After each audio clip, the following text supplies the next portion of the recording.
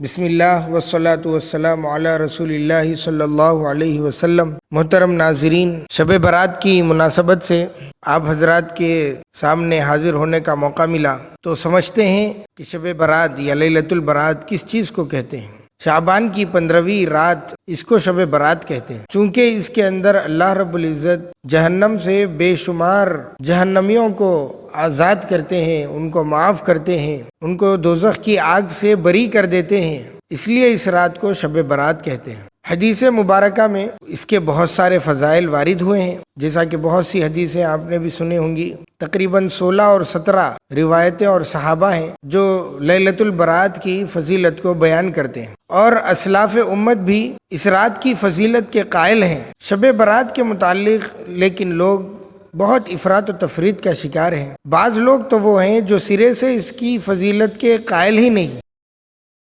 وہ مانتے ہی نہیں کہ اس رات کی کوئی فضیلت ہے، بلکہ اس رات کی فضیلت میں جو کوئی بھی حدیثیں مروی ہیں انہیں موضوع اور من گھڑت قرار دیتے ہیں، حالانکہ ایسی بات نہیں ہے۔ 16 اور 17 صحابہ جھوٹ پر متفق ہو جائے، ایسا نہیں ہو سکتا۔ اور دوسرا طبقہ تو امت میں ایسا ہے جو اس رات کی فضیلت میں بے شمار بدعات اور بے شمار رسومات کو گھڑ لیتے ہیں اور خود ساختہ امور کے مرتکب ہیں۔ وہ لوگ عبادت کے نام پر ایسے ایسے منکرات سر انجام دیتے ہیں کہ الامان والحفیظ۔ اس بارے میں معتدل نظریہ یہ ہے کہ شعبان کی اس رات کی فضیلت ثابت ہے، لیکن اس کا درجہ فرض اور واجب کا نہیں بلکہ محض مستحب کا ہے۔ جو کوئی اس رات میں عبادت کر لے وہ مستحب ہے، اچھی بات ہے، اس کے لیے ثواب ہے۔ سرے سے اس کی فضیلت کا انکار کرنا بھی صحیح نہیں، اور اس میں کیے جانے والے اعمال و عبادت کو